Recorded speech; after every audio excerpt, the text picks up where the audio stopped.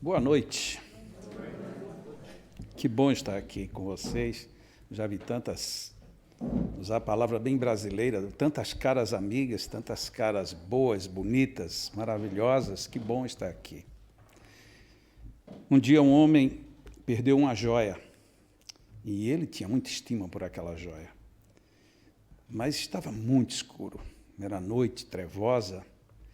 E ele queria a joia de qualquer maneira, porque tinha medo que alguém a achasse antes e a levasse. E ele, então, pôs-se a procurar na rua onde ele tinha perdido a joia. E ele já estava cansado e não achava. E uma pessoa chegou para ele e disse: "O que você procura? Estou lhe vendo aqui já faz um bom tempo." Aí eu procuro uma joia que caiu e eu perdi. Eu não posso perder essa joia. É uma joia de estimação. E é muito valiosa. Tá bom, então deixa eu te ajudar a procurar. Foi aqui mesmo que você perdeu a joia? Ele disse: "Não, não foi aqui." "E como que você está procurando aqui?" "Não, porque aqui tem uma lâmpada e está claro, e lá onde eu perdi está escuro. E lá está muito difícil, então eu preferi procurar aqui." Que coisa curiosa, né? Num xiste isso fica engraçado, na vida real isso é complicado. Porque muitas vezes a gente tem feito isso na nossa vida. A gente sabe que perdeu algo ali, mas vai procurar acolá. A gente sabe que tem um compromisso num sítio, mas prefere andar por outro. Quantas vezes a gente está fazendo isso em relação à nossa joia, seja ela o que for, aquilo que a gente acha que é precioso, e a gente não procura no lugar devido, ou então, ampliando mais um pouco a reflexão, nós não procuramos da maneira devida, no lugar devido, do jeito devido, e fica difícil a gente chegar àquilo que a gente diz que está a buscar. Me pediram e me programaram para falar hoje sobre passes. Para mim, isso é uma joia que eu vivo procurando, e vivo achando, e vivo me cercando disso. Mas, às vezes, a gente não procura toda a essência, talvez no lugar onde ela caiu. Pouco importa se claro ou escuro, mas foi ali que eu acho que ela está e é ali que eu devo procurá-la. E, para procurar o passe, o magnetismo, a gente tem milhões de lugares diferentes. Mas um deles, para mim, é fundamental, chama-se O Livro dos Espíritos. E eu gostaria de fazer o cruzamento de duas questões do Livro dos Espíritos. Só que, para fazer a primeira, eu vou precisar chamar a atenção para as duas que antecedem, para a gente entender o espírito em que Allan Kardec colocou a sua proposta. Então, na realidade, eu vou querer tratar de duas, mas vou falar de 4. As duas primeiras a gente praticamente vai só ler rapidinho. A questão 386. Isso está no item do Livro dos Espíritos que ele chamou simpatias e antipatias terrenas. Muito bem. Na 386, que é a primeira logo, ele pergunta assim: 2 seres que se conheceram e se amaram podem reencontrar-se numa outra existência corporal e reconhecerem-se? Então, a pergunta é bem clara. Então, 2 pessoas já se conheceram, já se amaram, e, de repente, estão numa nova existência. Eles podem se reconhecer? Se a gente não ler a resposta, eu tenho quase certeza que a maioria vai dizer sim ou não. Eu acho que a gente vai dizer sim. Os espíritos, eles são brincalhões com a gente. Eles respondem assim: reconhecer-se, não. Uau! Então, o que é que eles vão querer dizer com isso? Porque, pela lógica, era para a gente se reconhecer, a gente já se encontrou, já se amou, estamos agora apenas num novo trânsito.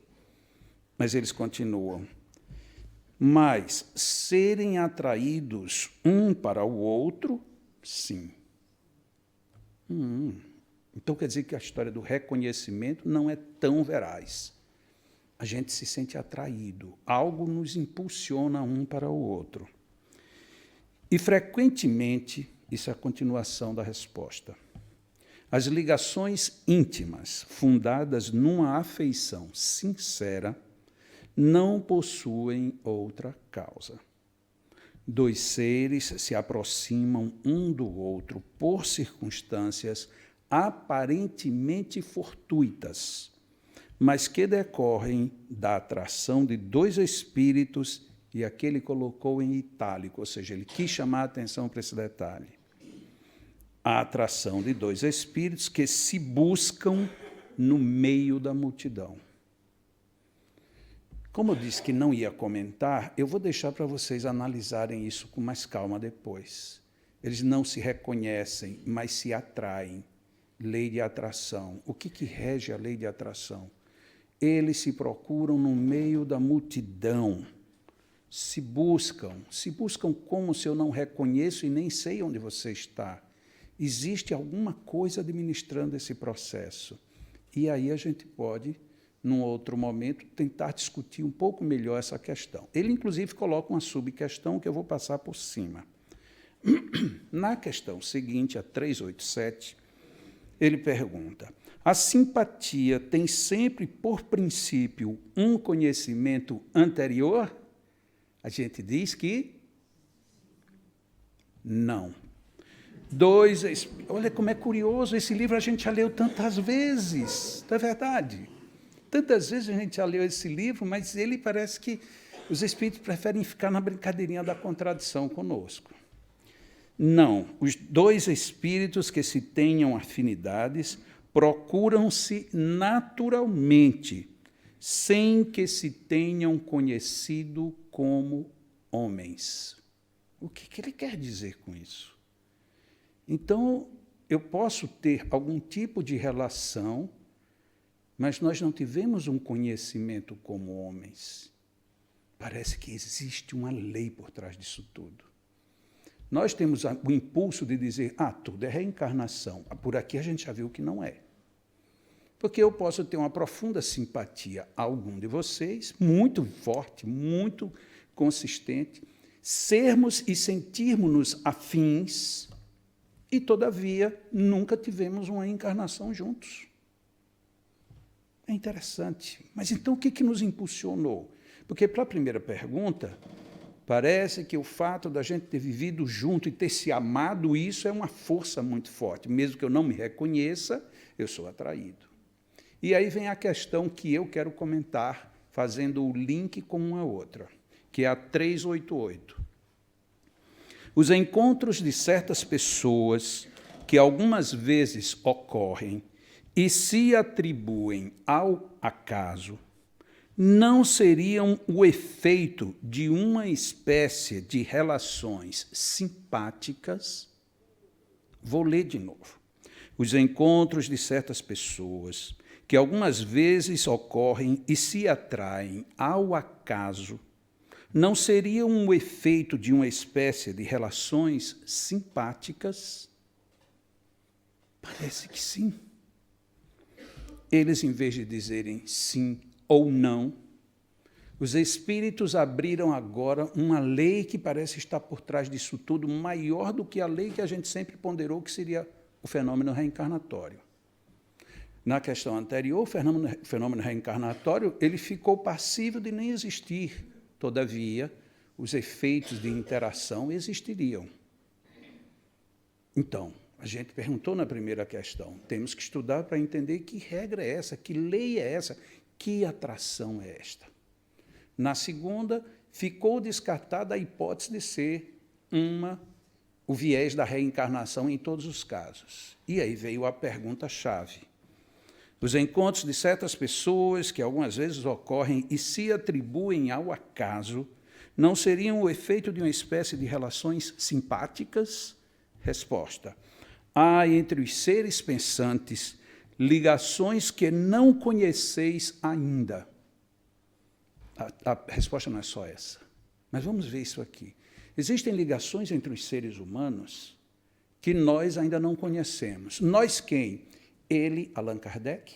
Então, Allan Kardec não conhecia tão bem as relações humanas? Será que os espíritos estavam, nesta pergunta específica, se referindo a ele?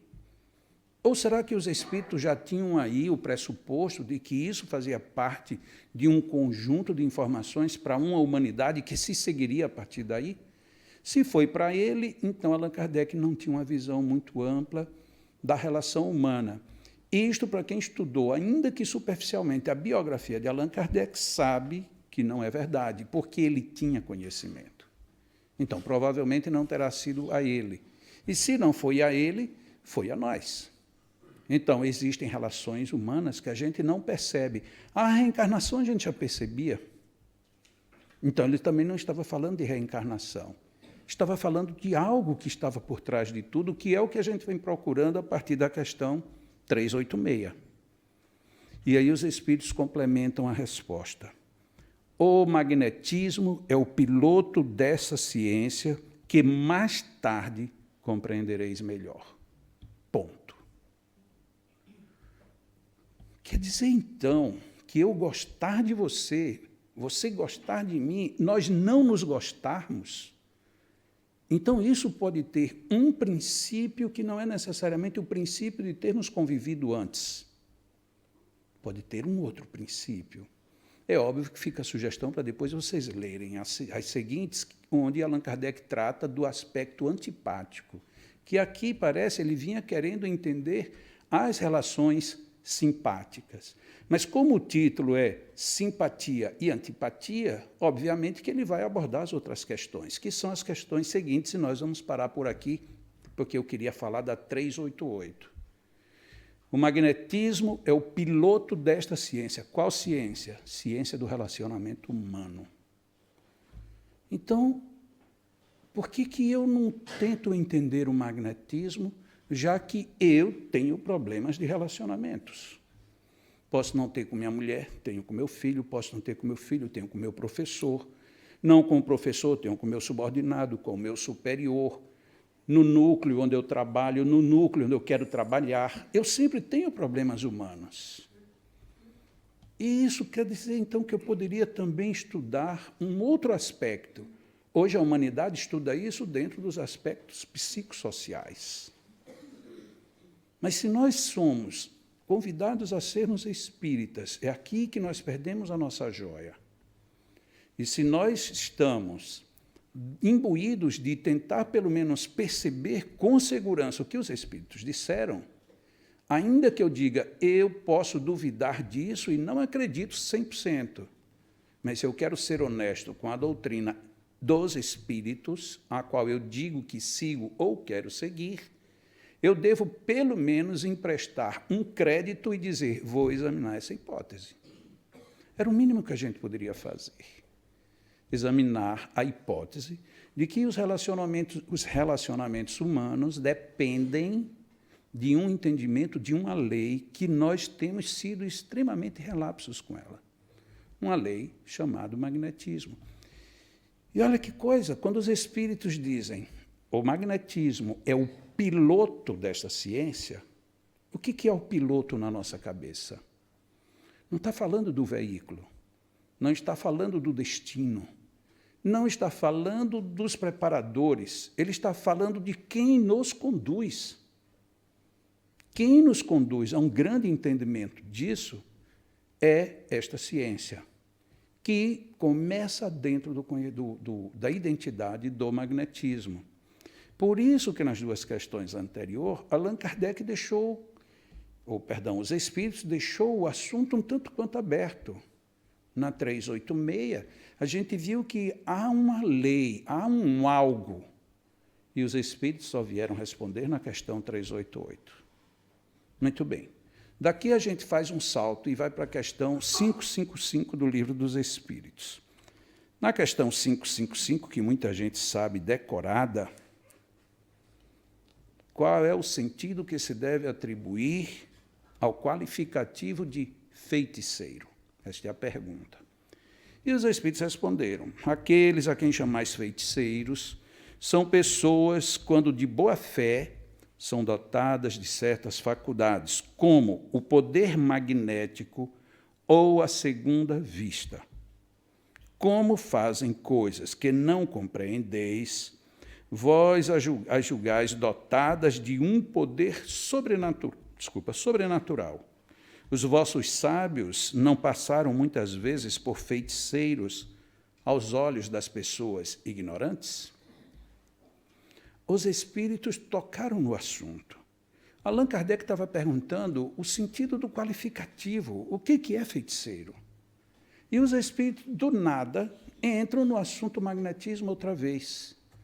São pessoas que, quando de boa fé, são, e sendo, no caso, dotadas de um poder magnético ou de uma dupla vista. E o que é dupla vista? Estado de emancipação da alma, peculiar a que grupo? Ao grupo dos magnetizadores. Então, os espíritos estavam falando a mesma coisa o tempo inteiro. Allan Kardec, curiosamente, resolveu a esta questão aditar algo que o Fernando, aqui na abertura, já colocou. O espiritismo e o magnetismo nos dão a chave de uma imensidade de fenômenos sobre os quais a ignorância teceu uma infinidade de fábulas em que os factos se apresentam exagerados pela imaginação. Primeira coisa, espiritismo e magnetismo. Nós, de língua portuguesa, entendemos muito bem qual é a diferença entre o e o ou. Ele não falou o espiritismo ou o magnetismo. Ele escreveu e entre os dois. Então, espiritismo e magnetismo, aí estão oferecendo uma chave para resolver uma imensidade de fenômenos. Que fenômenos? Os fenômenos que nós não percebemos, que nós não percebíamos e que nós agora temos condições de perceber. Espiritismo e magnetismo. E ele continua. O conhecimento esclarecido destas duas ciências, que, por assim dizer, formam uma só, além de ter colocado o I no começo, como a dizer, eu não coloquei o I por acaso, são as duas. O conhecimento esclarecido das duas, que, a bem dizer, formam uma só ciência, mostrando a realidade das coisas e a sua verdadeira causa, é o melhor preservativo contra as ideias supersticiosas, porque mostra o que é possível e o que é impossível, o que está nas leis da natureza e o que não passa de crenças ridículas. Nossa, nós estamos falando de algo muito grave, algo que diz respeito à minha vida enquanto ser em relação com os outros. Algo que está me dizendo que, se eu usar este poder magnético ou a minha dupla vista, eu estarei necessariamente usando o saber espírita e que, se tudo isso for bem esclarecido ou lucidamente empregado, eu poderei chegar muito longe.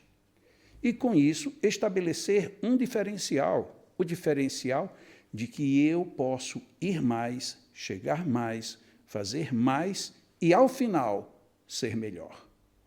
Ser melhor ao final como? Ao final, sim, porque à medida que eu sei mais, faço mais, emprego mais, eu estou me melhorando, seja em que sentido for. Na hora que eu começar a olhar para alguém essa pessoa com a qual eu não tenha bom relacionamento, e eu perceber as induções magnéticas que estão entre nós dois, a partir desse momento, eu posso pensar em uma ação magnética que atenue. Eu posso imaginar uma ação que nos envolva, levando-nos agora para um campo magnético diferenciado. Ah, mas Allan Kardec não falou necessariamente isso. Nem precisaria. Não era necessário. Porque o Livro dos Espíritos, acredito que todos nós, quando estudamos isso pela primeira vez, a gente ouviu a expressão: este é um livro síntese. E, como toda síntese, pede análise. Tanto que o próprio Allan Kardec dissolve o Livro dos Espíritos em mais 4. Ele dissolve uma parte no Livro dos Médiuns, outra parte no Evangelho, outra parte no Céu e o Inferno, e uma última parte em a Gênese. Porque nessas 4 obras seguintes, ele começa a fazer uma análise do que aqui está.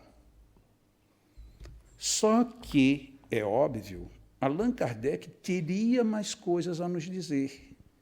Acho muito pouco provável que ele pensasse em parar onde ele parou. Por alguma circunstância, ele foi em plena metade de sua tarefa. Mas a sua obra, em princípio, básica, já estava bem estabelecida. Tanto que agora a gente pode discutir isso. eu vim hoje aqui para estudar passes. E esse moço até agora não falou nada de passes. Depende. Eu não falei até que ponto. Porque eu imaginava que você poderia falar de passes, uma pessoa senta-se num lugar e você vai e faz um movimento, ou não faz movimento, e faz isso e faz aquilo, e a pessoa sai. Ou eu imaginei que você vai falar de passes, uma pessoa vai chegar muito enferma e você vai curá-la. Ou então eu imaginei que você ia falar de passes apenas no sentido de que deveria ser assim ou daquele outro jeito. Tudo bem, é um caminho também que a gente poderia ter optado. Mas que tal a gente começar a pensar num passe que não é necessariamente preciso ser feito dentro da casa espírita? O passe do interrelacionamento humano. Porque não adianta nada eu aplicar passes, eu receber passes, eu falar em passes, eu estudar passes, e nem ao menos o uso disso para o meu relacionamento humano eu não consigo sair. Eu posso falar de uma certa forma para usar uma expressão bem comum, eu posso falar com alguma autoridade pelo volume de correspondências que eu recebo. De pessoas que são boas, de pessoas que trabalham, de pessoas que se dedicam, e um dia me escrevem, Jacó, mas eu estou numa situação muito crítica. O que eu faço da minha vida? E quando você apura qual é o problema, é um problema de relacionamento humano. Quer dizer que você dá passe, você ajuda, você faz palestra, você pensa e não consegue resolver o seu problema básico de interrelacionamento. E o que a gente pensaria quando a gente recebesse um e-mail de uma pessoa dizendo: eu odeio a minha mãe, tenho ódio por ela, e acho que vou parar com a minha tarefa porque eu me sinto muito mal, quero fazer o bem aos outros, e eu não consigo vencer o meu ódio. Não é uma pessoa, não é alguém que eu cruzei na rua ou alguém que me fez mal, é a minha mãe.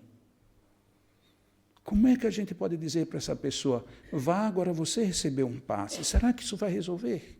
Provavelmente não. Mas se nós começarmos a conversar, tendo por base de que há uma lei magnética por trás, quem sabe a gente não chega numa melhor conclusão. O que vocês me diriam se de repente vocês ouvissem uma pessoa dizer assim: eu estava grávida. Isso que eu estou falando não é hipótese, estou falando de casos. Me dou o direito de não citar quem nem onde, porque são cenas desagradáveis.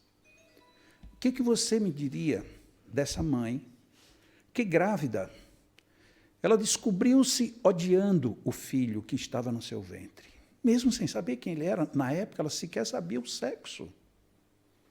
Mas ela se tomou de tanto ódio, mas de tanto ódio, que ela quis enfiar uma faca no ventre para matar o próprio filho, ainda sabendo que com isso ela também se matava.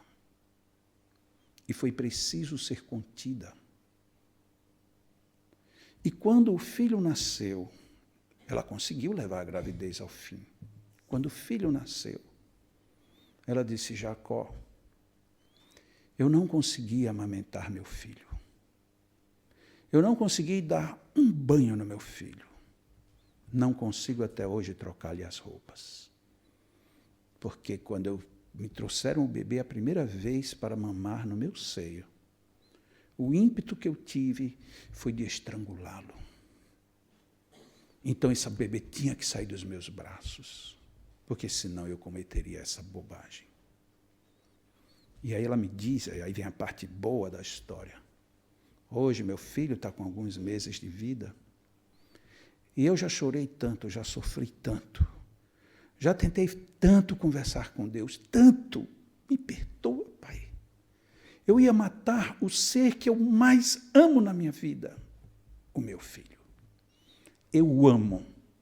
Não consigo viver sem essa criança que eu quis matar e para quem eu disse que eu te odeio. O que a gente vai dizer para uma pessoa dessa? Vai lá na cabine de passe e receber um passe. Será que resolve? Sejamos honestos. A gente precisa fazer com que essa pessoa entenda que há uma outra lei, há uma estrutura maior por trás. Na hora que você percebe isto, Você pelo menos diz, já que a minha emoção está abalada, que a minha razão me corrija, que eu me deixe levar pela minha razão, porque a minha emoção vai me levar a desatinos maior.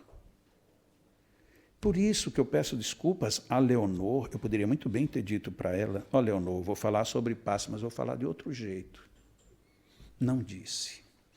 Estava com a Lu, minha esposa, e ela perguntou, você vai abordar, você já pensou como vai abordar já? E como é que vai ser? Eu disse, depois você vai ver. Porque eu estava entrando nesse clima para poder falar com a verdade, mas sem necessariamente querer deixar no ar de que isso tudo é muito simples ou de que tudo isso é muito complexo. Não, tudo isso é lei natural. E sendo lei natural, ou nós nos encaixamos, nos enquadramos nisso, ou nós estaremos comprometendo toda uma longa existência. Ainda que a gente tivesse vivido 10 anos é uma existência muito longa. Mas nós não vivemos 10 anos. Tirando aqui uma média de idade do público presente, e olha que eu sou engenheiro, portanto eu sou bom de matemática, eu garanto que aqui a gente tem uma média de idade de 28 anos. O que é uma média boa, concordam? Viu como eu acertei em cheio? Lógico que a fila aqui da frente tem uma média um pouco mais baixa, mas é uma média boa. Então, nós temos muito o que agradecer, nós já vivemos bastante. Mas será que a gente, tendo vivido bastante, alguém foi despertado para a ideia de ter que entender uma outra lei que nos leva a um novo reposicionamento perante a própria vida, perante as pessoas, perante o nosso mundo interior? Mas eu estou ouvindo isso, eu não sei como eu vou fazer daqui para frente. Eu continuo com o meu ódio, eu continuo com o meu desencontro, eu continuo sem entender, eu continuo apaixonado por quem não me quer, eu continuo sofrendo por quem me abandonou. E você não vai resolver isso. Você vai partir com isso em você. Você acha que isso é bom? Está sendo bom hoje isto? Não. E vai ser bom depois. Tão pouco. Então não acha que está na hora da gente tentar entender o quê?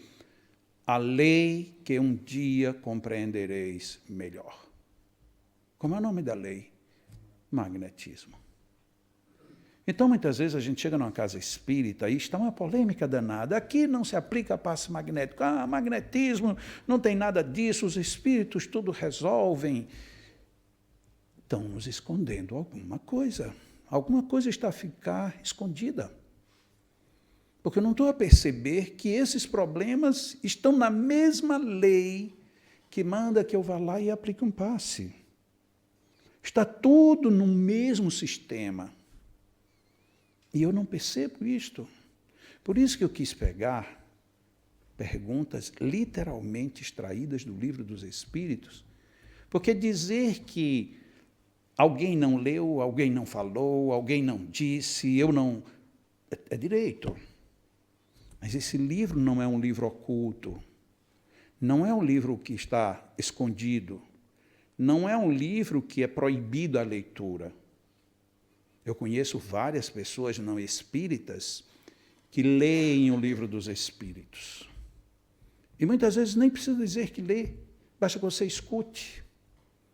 Por exemplo, eu jamais teria autoridade para dizer que Padre Fábio de Mello, um padre extremamente bem conhecido e muito conceituado no Brasil, eu não tenho nenhuma autoridade para dizer que ele já leu o Livro dos Espíritos, mas ele falando, ele leu. Porque ele já emitiu conceitos que são peculiares a quem conhece este livro. E quando eu vejo isso, eu fico feliz e triste ao mesmo tempo. Feliz, porque eu digo, nossa, este é um homem de cabeça aberta, tão aberta que ele vai olhar o que tem de bom onde quer que esteja. Sugestão paulina. Vê tudo e retém o que é bom. Por outro lado, eu fico triste quando eu escuto esse homem emitir conceitos que eu não consigo ouvir dentro de uma casa espírita. Um dia eu assisti dele um vídeo em que ele comenta sobre suicídio. E o suicídio no catolicismo, conforme nós sabemos, é uma condenação, é uma passagem, é o ticket direto para o inferno. E quando ele foi abordar o assunto, eu digo, quero ver como é que ele vai dizer. E no final eu chorei. Chorei porque eu queria que aquele discurso tivesse sido proferido por um espírita. Porque mesmo sem ele ter aberto a possibilidade da reencarnação, mesmo sem ele ter a ousadia de derrogar o que a Igreja Católica propõe, ele disse, mas Deus há de ser muito maior do que o que a gente pensa.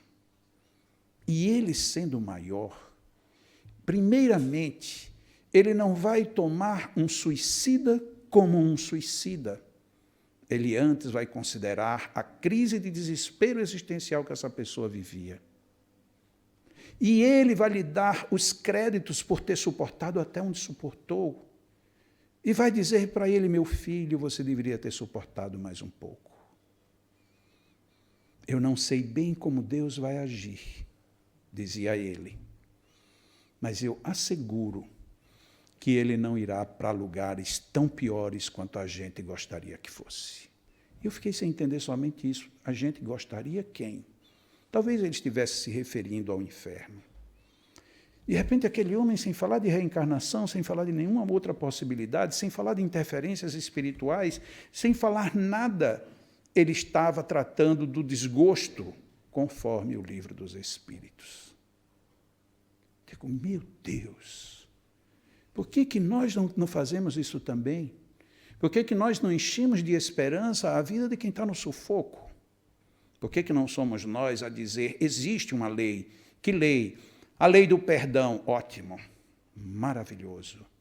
Mas diga para uma pessoa, perdoe ela com muito ódio, veja o que acontece. Perdoe. Perdoa coisa nenhuma.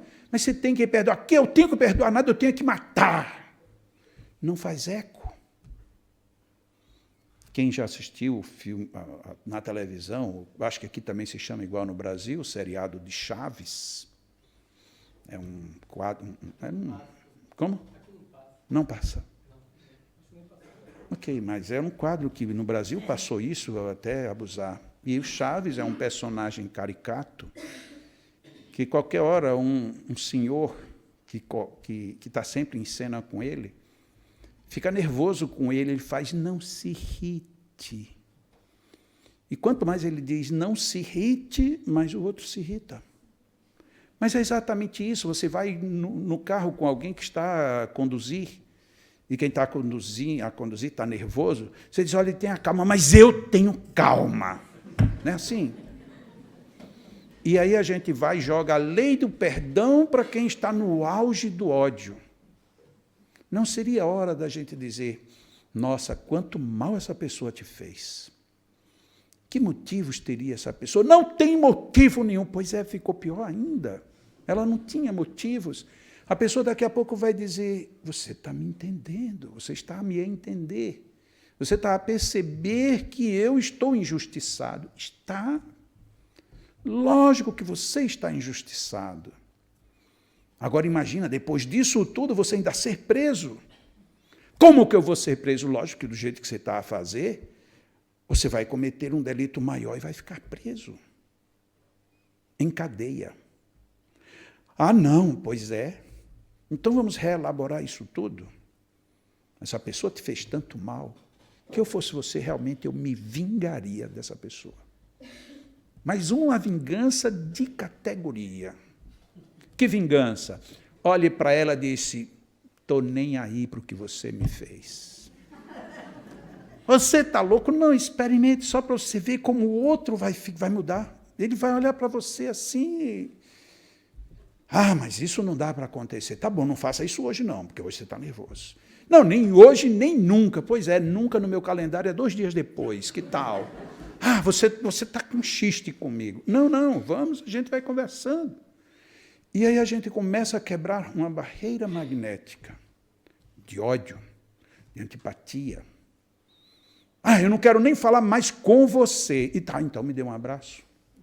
Eu não vou lhe dar um abraço. Vai, me dá um abraço, não custa nada. Não fui eu que fiz mal a você. Não, mas você já está a me aborrecer. Não, mas só um abraço. Como que eu vou dar um abraço? Um abraço, pequenininho, rapidinho. O outro fica desconcertado, porque isso é desconcertante. É desconcertante. Aí dá um abraço. No que dá um abraço, você segura. Ah, mas eu já dei um abraço. Não, mas eu quero um abraço longo. E aí você começa a fazer um passe dispersivo nas costas. Está com ele aqui, ó. Jesus, sossega esse leão.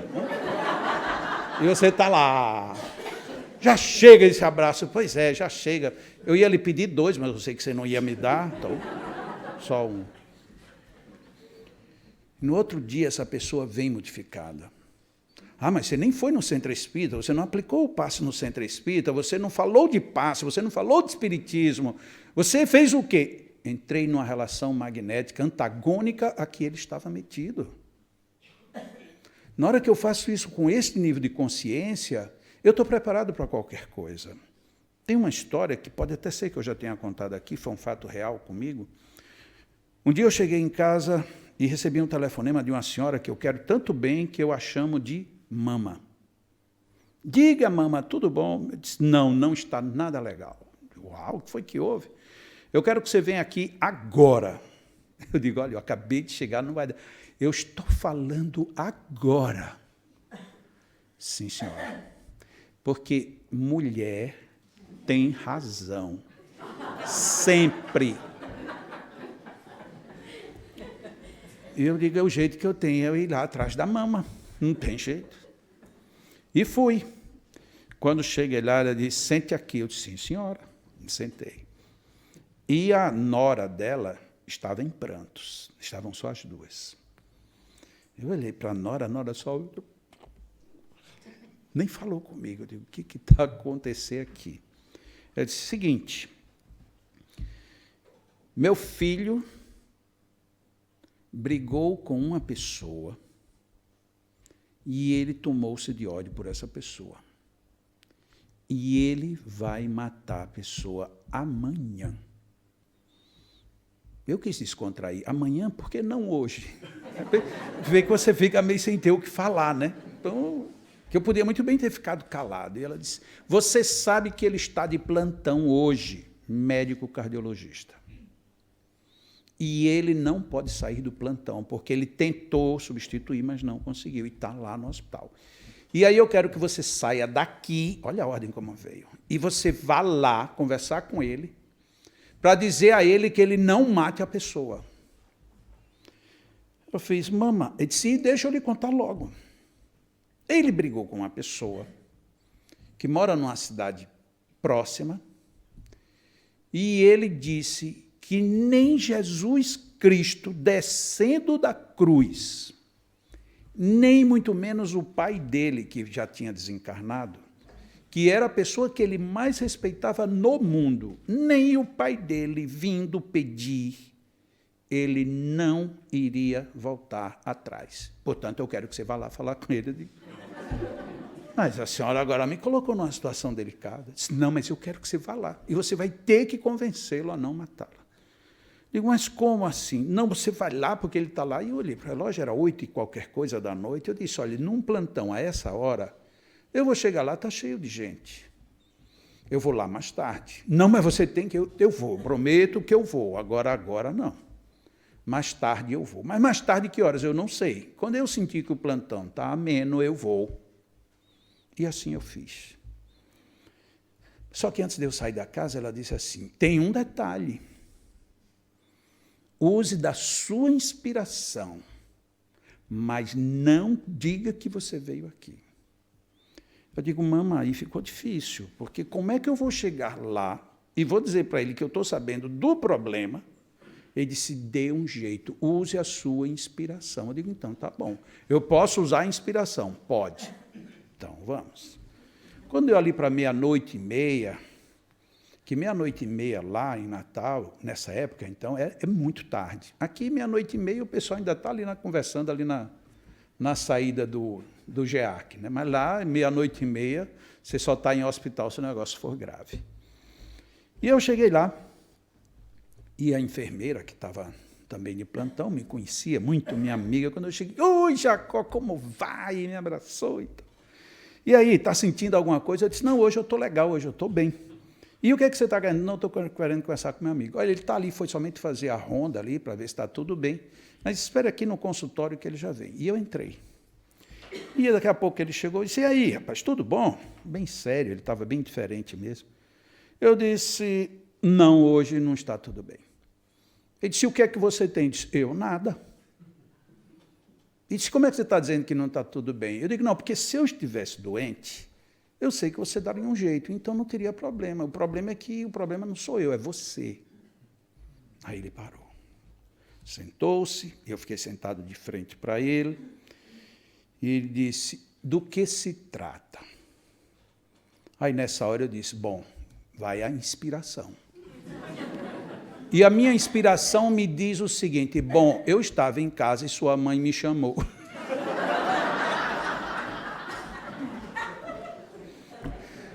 Foi a inspiração que eu tive, não tinha outra. Sua mãe me chamou para ir lá e me contou que você está com um problema aí para resolver, e eu vim aqui para a gente conversar.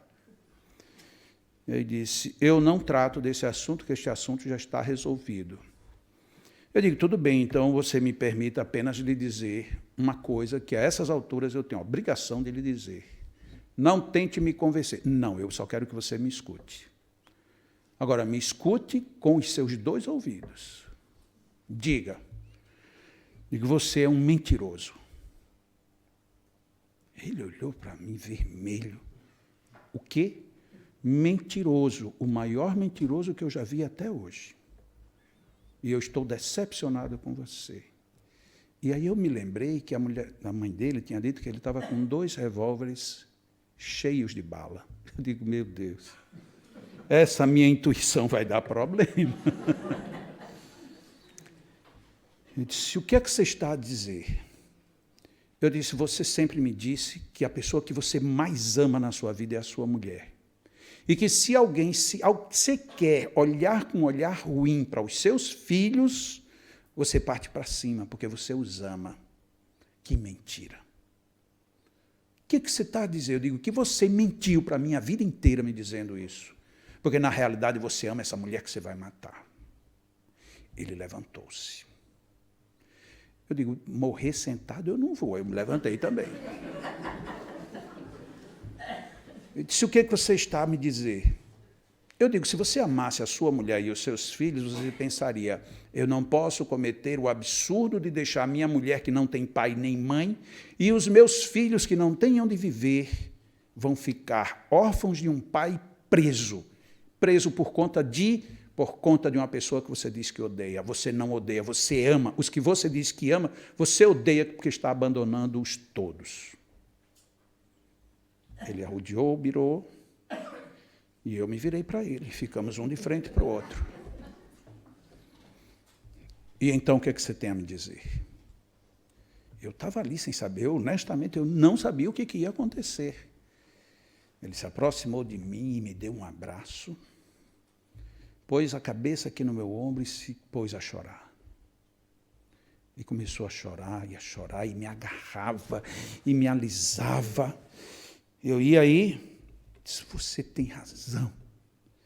Como é que pode isso? Eu ia perder a minha família, se eu já perdi o meu dia por conta dessa infeliz.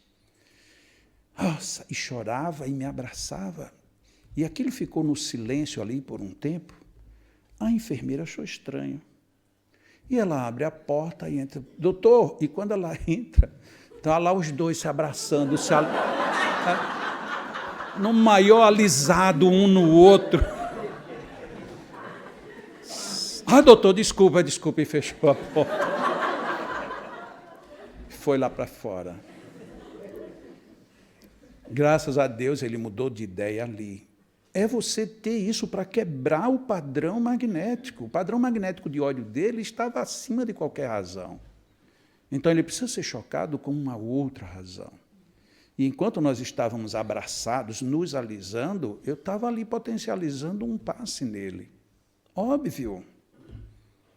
O único problema que ficou dessa história é que depois desse dia, toda vez que eu encontrava com essa enfermeira, ela fazia, tudo bem, Jacó? Eu não sei bem por que ela fazia isso, Mas que ficou um pouco esquisito, ficou. Né? Nós temos nosso magnetismo para muitas coisas. Nós temos o magnetismo do olhar, temos o magnetismo do sorriso, temos o magnetismo do abraço, do cumprimento, nós temos o da paciência. Ouça, deixa o outro falar, fala, escuta, e depois encontra o momento certo, o calcanhar de Aquiles para você colocar a sua nova energia. Uma energia capaz de modificar aquele clima.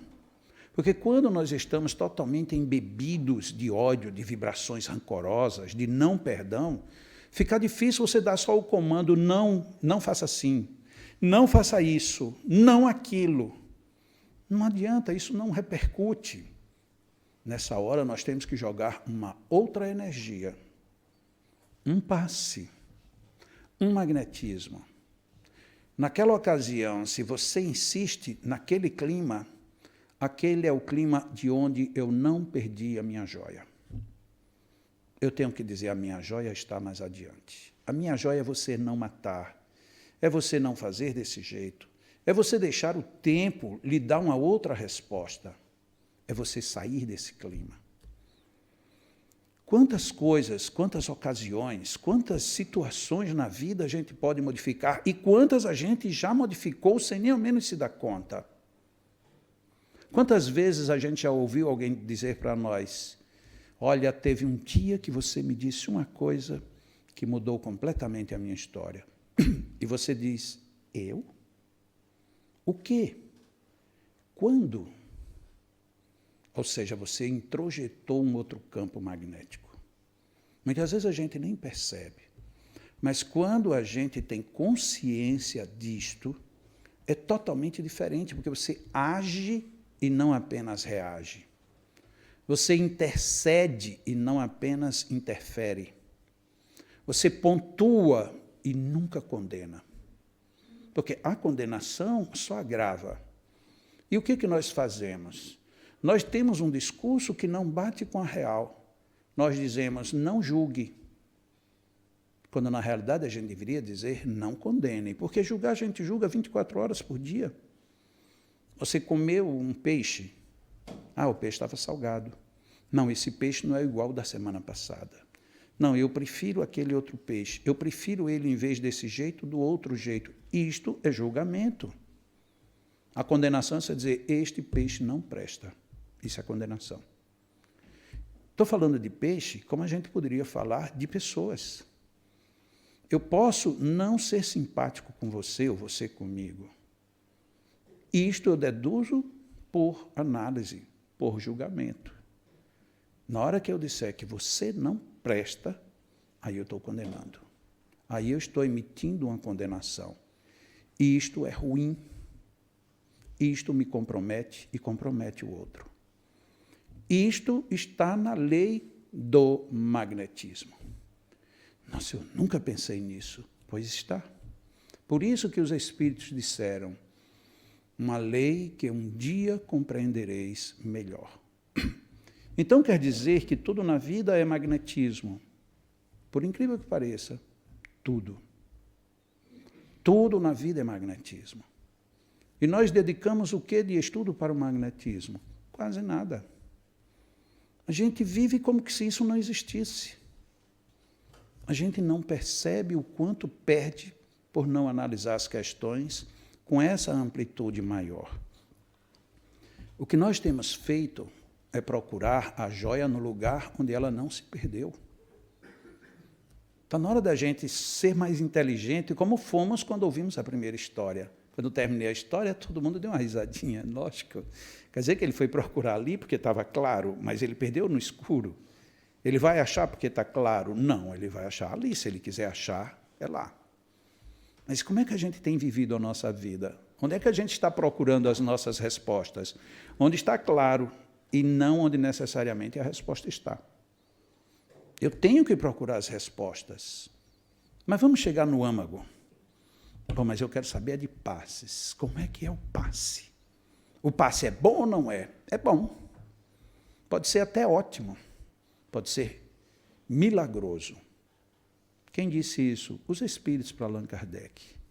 E se os magnetizadores acreditassem nos espíritos? Resposta: operariam verdadeiros milagres. Então é milagroso.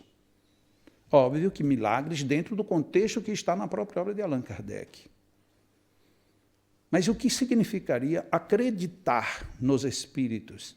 É somente dizer que acredita que há espírito? Não, porque se assim fosse, todo mundo era curandeiro, todo mundo era curador, todo mundo era um bom magnetizador, sem precisar de nada. Eu sou espírita, eu acredito nos espíritos, logo, tudo que eu faço tem que ser milagre. Mas não é assim. Então, ou eles estão errados, ou acreditar nos espíritos quer dizer outra coisa. Eu sou passista, e vou lá para o centro e aplico. Inclusive, na hora do meu passe, eu digo: Senhor, manda os teus mensageiros. Muito bem, você acredita nisso? Acredito. Até que ponto? Porque eles precisam de alguém com habilidades. Você as tem? Não. Eles estão precisando disso, você acredita neles. Eles estão a te sinalizar que você precisa estudar, aprofundar, melhorar. E você está dizendo que acredita neles. Você não está falando sério. Porque se eu falo sério que acredito no meu chefe, eu tenho que me prestar bem ao meu chefe. Porque senão o que vai acontecer do meu chefe comigo? Eu acredito nele, mas não faço o que é necessário. O que ele vai me dizer? Ou se prepare e volte depois, ou simplesmente vai embora. Mas o mundo espiritual é muito bonzinho. Eu tenho um amigo já de uma certa idade, bem mais idoso que eu, que ele diz assim, que o pior apelido que um homem pode receber é o de bonzinho. Porque bonzinho não presta para nada. Ou você é bom ou você é mau. Não seja bonzinho, porque o bonzinho não está com muita coisa. Óbvio que quando ele diz isso, ele acrescenta: estou a falar de o bom que tem consciência disso e do mal que tem responsabilidade pelo que faz. Mas a gente nem é um nem outro, que é contraditório com o que Jesus propôs: seja o vosso falar sim, sim, não, não. E o pior é que Jesus ainda completou a frase, ele poderia ter colocado um ponto final aí, já estava de bom tamanho, concordam comigo? Sim, sim, não, não, ponto final, mas Jesus, ele acrescentou: o que disto passar vem do maligno. Uau! Então, como é que eu fico nessa história? Eu acredito nos espíritos. Acredita? Que bom. Mas se o espírito que você acredita vier por Pedro, por Maria, por Severina, aquela pessoa que você não gosta, o espírito vem por ela. E você acredita nos espíritos? Mas por ela, sim. Bom, você acredita nos espíritos ou não? E olha que eu não estou nem falando do espírito com o qual você vai trabalhar e você vai empregar o seu poder. O espírito que está vindo por outro, você acredita? Bom, eu acredito se vier por. Não, então você está acreditando na pessoa, no espírito, não. Porque se você acredita no espírito, ele virá por outros caminhos também. Mas é porque não dá, né? Não dá. Então você não acredita neles. Portanto, você não dá a potência para eles interferirem. Não é que eles fiquem com raiva, aborrecidos, não gostem de você, tomem atitudes déspotas. Não. Eles precisam que você colabore. Só isso. E o que você faz para colaborar? Quantas vezes a gente diz: bom, se os espíritos quiserem, que façam. Como se com isso a gente os provocasse. Eles vão dizer: coitado, ainda vai sofrer tanto para aprender. É mais ou menos assim. Porque você tem que acreditar e dizer por que acredita. Mas como que a gente vai acreditar se a gente não analisa, não pensa, não compara? A gente aceita qualquer orientação. Veio alguém e disse: isso é o que vale. Eu aqui provoquei. Coloquei 2 situações do Livro dos Espíritos. Mas se alguém disser assim: não, e não é nada disso. Sabe o que a gente faz? Vai procurar lá no claro, tendo perdido no escuro. Porque parece que é desconfortável você ter que entender como se processa a vida. Eu quero ser auxiliar do passe. Quer? Não, mas aqui na casa só pode fazer isto. Ah, então eu vou ficar limitado? Se você ficar, isso aqui não muda nunca. Estude, analise, veja suas potências, veja até onde você pode ir.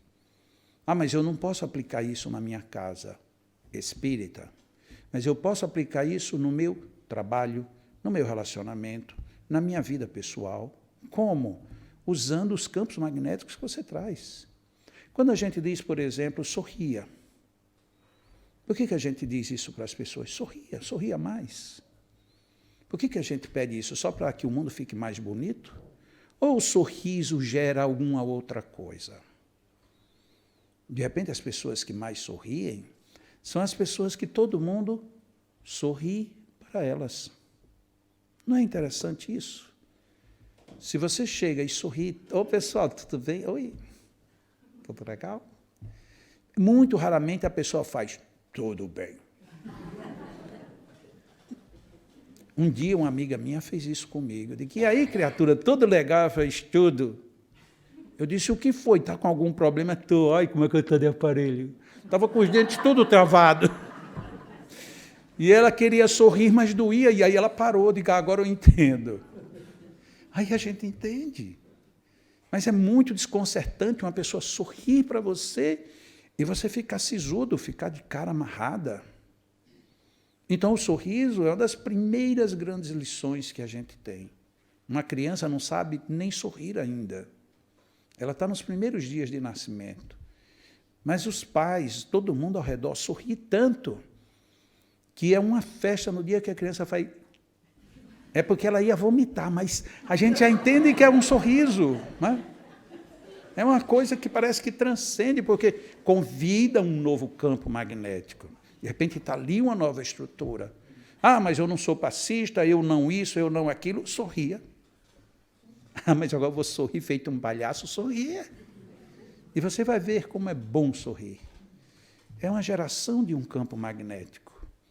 Nas casas espíritas hoje, graças a Deus, já mudou muito isso. Mas era muito comum no Brasil de ponta a ponta. Dirigente ou palestrante, ou quem ia falar, fazia assim. Meus irmãos, boa noite, nós aqui estamos. E eu ficava indignado com aquilo. Porque ele está dando boa noite para quem? Porque se eu estou dando boa noite de verdade, eu tenho que dizer, meus irmãos, boa noite. E eu espero que alguém responda. E tem mais, se ninguém responder, eu digo de novo. E eu ainda provoco, espera aí. Está saindo o som, tá? Não, porque eu disse boa noite e ninguém respondeu, posso dizer de novo? Aí alguém vai responder. Mas antigamente não, porque ele não podia fazer nenhum barulho. Então, meus irmãos, boa noite, aqui estamos hoje. E eu comecei a me rebelar contra isso. Eu digo, agora eu vou distribuir boa noite. Eu ainda moleque, chegava lá na Federação Espírita do meu estado, meus irmãos, boa noite, e não me deu, boa noite! Todo mundo se virava para mim. Mas era um moleque, né? Um guri, não tinha problema. Mas eu comecei a bater. Aí minha mãe veio bater em mim. Meu filho não acha que você está exagerando? Eu disse, não. Mãe. Ele disse boa noite. Mas ele não disse boa noite para você responder, então diga ele que não diga. Porque eu aprendi com a senhora que quando alguém nos cumprimenta, a gente tem que responder. Ele disse, não, mas ali é diferente. Eu digo, não, senhora. Quando a senhora me ensinou, a lei era uma só. Então, falou boa noite, eu respondo. Eu não quero nem saber. Meu filho, eu não sei onde era que estava Deus quando lhe fez. Ele disse, não foi ele não, foi a senhora. Você nunca fica calado, eu digo, eu fico. Se a senhora não me provocar, eu fico. Mas me provocando, aí eu falo. Então, a gente começa, um dia desse eu fui assistir, porque eu assisto muitas palestras, graças ao santo, porque nós temos hoje 2 grandes santos no mundo, né? Um é a santa internet e o outro é o santo YouTube. São 2 santos maravilhosos. Então, se você teve dúvida, chama esses 2 que dá para se resolver um bocado de problema. E aí eu estava ali meio que para assistir uma palestra, de alguém tinha me falado, olha, a palestra de fulano foi fantástica. Ah, eu adoro. Eu já assisto palestras, às vezes eu me penitencio, eu digo, vou assistir essa palestra, Jesus Cristo, tirai-me meu sono, porque é preciso muita coragem, mas eu fico, eu vou e vou. Mas aquele dali era uma palestra recomendada, e eu capturei lá e vamos lá. E o palestrante começou assim: meus irmãos, é com alegria profunda que eu estou aqui hoje. Eu digo, eu não acredito num negócio desse. Que alegria desgraçada é esta que você é incapaz de pelo menos olhar para o pessoal e dar um sorriso? Porque quando eu estou alegre, todo mundo percebe. Nossa, eu estou muito alegre, que legal. Você me dizer, eu estou muito feliz porque eu estou aqui, desse jeito, você está enganando, ou está querendo enganar quem? A mim? E eu tive que assistir até o fim. E ele não estava nada de bem com ninguém, porque ele fez uma palestra inteira, ele contou uns 2 ou 3 casos de anedotas, e nem ele riu. Então, imagina, você conta uma anedota e o público, algumas pessoas queriam, porque você ouve o burburinho. Mas você ri aqui esperando para ver se era para rir, porque estava ruim. Que clima magnético fica? Aí, quando termina, alguém diz assim, nossa, que palestra chata. Não, você não deveria dizer isso, meu irmão. Claro, porque o clima magnético que gerou foi esse. Foi de que a mensagem era boa, mas o negócio veio tão aborrecido que o meu campo magnético se aborreceu. Era isso que você queria? Então você conseguiu. E aí você vai lá para a pessoa, né? Eu não digo que ninguém faça isso, mas isso é típico de um cara chamado Jacó Melo. Alguém fizer isso comigo na minha frente, quando eu terminar, eu digo, olha, eu estou muito feliz em ter lhe ouvido, mas com essa cara aqui. Ele não vai entender, lógico que não vai entender. Porque é uma forma de você contrapor, se você quer agradar, você tem que ser agradável. Um dos livros que mais marcou a minha vida foi um livro que foi um grande best-seller na época, inclusive, houve assim quase que uma comparação com a Bíblia, tamanho o volume que esse livro vendeu, e até hoje vende. Como fazer amigos e influenciar pessoas, de um autor americano chamado Dale Carnegie. E o Dale, logo no começo, ali no 2º, 3º capítulo, ele diz assim, eu adoro pescar. O meu esporte preferido é a pesca. E como comida saborosa, eu me deleito com morango e creme de chantilly. Para mim é o prato perfeito. Mas quando eu vou à pesca, eu coloco no anzol uma minhoca. Porque eu sei que se eu colocar morango com creme de chantilly, os peixes não virão comer. Porque quando eu quero agradar alguém, eu tenho que dar o que alguém quer e não o que eu quero. Aquilo era moleque, quando eu li, eu digo, meu Deus, que sabedoria enorme. Eu quero criar um outro campo magnético entre nós dois. Como? Impondo a minha vontade de maneira agressiva? De maneira a desrespeitar o teu momento? Se eu quero te conquistar magneticamente, eu tenho que agir a elaborar um novo campo, um novo padrão magnético. Fechando. Chegamos numa casa espírita, vamos receber um passe. E aqui vale para todos nós, inclusive para esta pessoa. Você está numa equipe de passistas. E as pessoas a entrar na cabine de passes, e você está lá. Uma pessoa que entrou pela primeira vez, que nunca entrou, imagina que em Portugal, como tem poucos espíritas, creio eu. E aí, de tanto ouvir falar no GEAC, veio um dia. E aí vai entrar numa cabine de passe e está lá você feito uma múmia paralítica. A pessoa com medo, ela olha para aquela coisa e pergunta, é aqui? Para poder controlar o medo. Você está com tanto pânico, não sabe o que vai acontecer, então você entra, quer estabelecer um contato. A coisa normalmente não responde. O que aumenta o pânico. Porque você imaginou que era gente, mas não é. Porque a coisa é uma estátua. E ainda por cima de cara feia. Então você vai entrar na cabine, muitas vezes escura, e você entra morrendo de medo, e você olha para ali, e aquela coisa só olha para você friamente. Quando faz muito, faz. E você não sabe o que é isso, se é corra, se é sente, se é fique. Não era tão mais simples alguém chegar e dizer, tudo bem, Olha, senta ali naquela cadeira que você vai ser atendido. Tudo bom, seja bem-vindo. Jesus te abraça. Ele pode até pensar, mas onde é que está Jesus? Quem sabe ele vai passar o passe todo procurando, isso já é uma boa. Mas aí nós ficamos ali meio que estátuas, a não interagir com alguém que está muitas vezes numa crise monstruosa. Ela não tem mais o que esperar em canto nenhum. Chega numa casa espírita e a gente recebe como? Recebe bem, no mínimo, não precisa fazer mesuras em excessos. Mas não temos por que ficar isolados, silenciosos, distantes, como que se nós fôssemos um ser sobre-humano e que vamos ali deitar as nossas purezas. Não, nós somos auxiliares na transmissão de uma energética, na captação de uma energia, na distribuição ou na descompactação de determinadas cargas que são prejudiciais ou que estejam necessárias. Essa é a nossa função. E o mundo espiritual está ali querendo que nós façamos o melhor. O mundo espiritual quer isto da gente. Faça o melhor. Mas como é que você vai fazer o melhor se você nem ao menos interage com quem você vai trabalhar? Interaja. É o mínimo de relações humanas. Voltamos para a questão 388. É o mínimo que a gente pode fazer. Atenuar as relações. Então não adianta, não daria tempo nesse intervalo aqui, dar um curso de passes. Não daria tempo. Mas dá tempo para a gente repensar essa estrutura. Eu vou receber o passe, eu vou receber agora com um novo ânimo. Eu vou aplicar passes. Eu tenho que ser um amigo de quem vai entrar.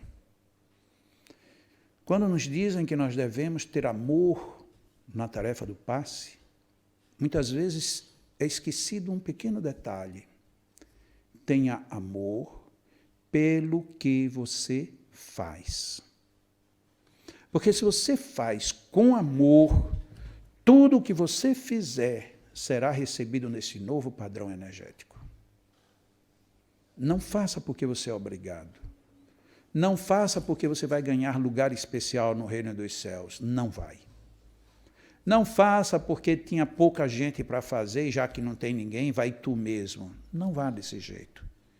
Vá fazer algo onde você sabe, vou ajudar, vou mudar, vou favorecer a um novo campo magnético, vou favorecer que essa pessoa se encontre consigo mesma.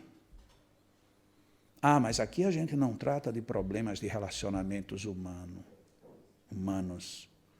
Se não tratar, está errado. Livro dos Espíritos, para a gente concluir com ele. Infelizmente, eu não posso dizer aqui o número da pergunta, porque eu não lembro literalmente. Mas o Espírito é. Allan Kardec perguntou.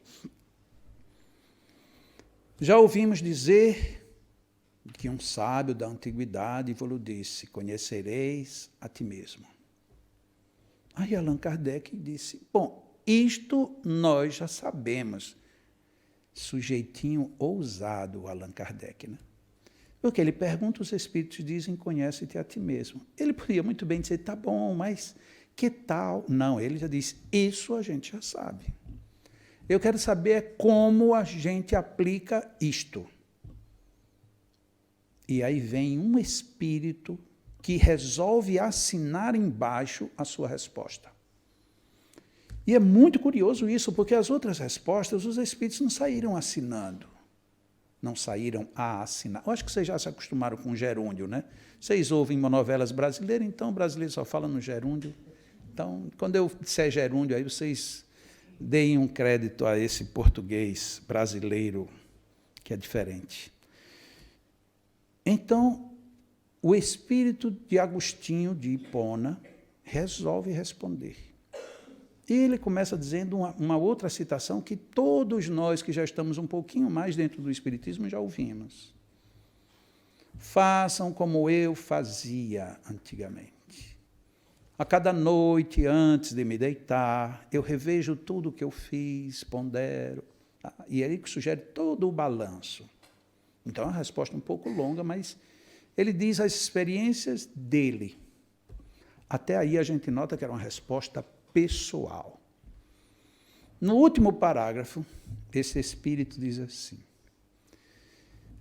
a necessidade que nós temos de nos conhecermos e que, portanto, de nos controlarmos e nos ajudarmos mutuamente, lógico que eles dizem tudo isso com outras palavras, não foi outro o motivo que nos levou, e aí ele colocou no plural, que nos levou a ditar o livro dos Espíritos.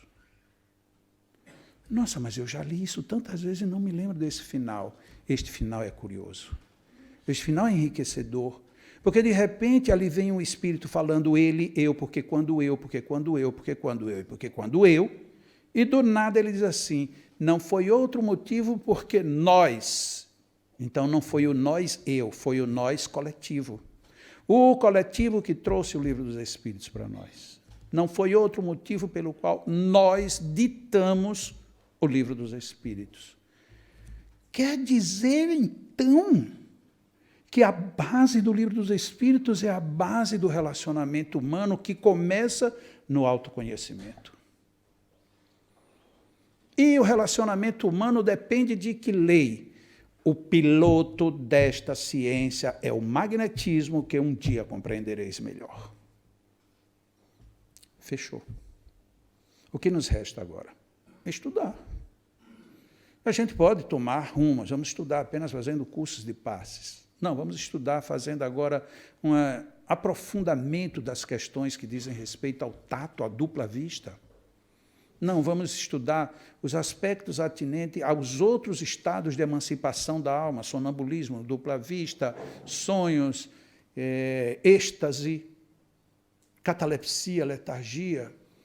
Era tão bom porque tão pouca gente tem estudado isso. Não, nós vamos estudar o magnetismo no relacionamento humano. E eu vou dar abraços diferentes. Vou emprestar o meu sorriso com um outro padrão, com uma outra logicidade. Eu vou agora viver buscando no meu entorno, transmitir um novo campo que contagie os que estejam desesperados.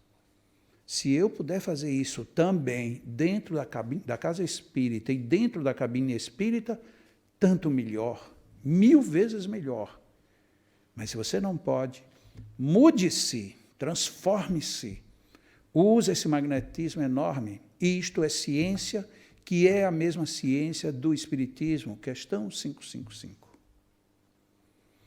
Peço desculpas se alguém ficou decepcionado porque queria que eu falasse do passe da cabine, do passe em movimentação de mãos, do passe numa outra estrutura. Eu preferi tratar desse passe em que a gente pode, deve e deveria mesmo levar conosco para aplicação 24 horas por dia, aonde quer que estejamos, criando novos campos magnéticos, criando novos campos de bênçãos. Sejamos nós a levar isto, sejamos nós a receber isto. A vida está à nossa disposição. Não temos por que regatear menos. Podemos, sim, melhorar muito as nossas vidas. E o magnetismo é o piloto desta ciência. Para que ninguém esqueça a questão 388 de O Livro dos Espíritos. Muita paz, muita harmonia. Estou muito feliz de ter estado aqui com vocês hoje.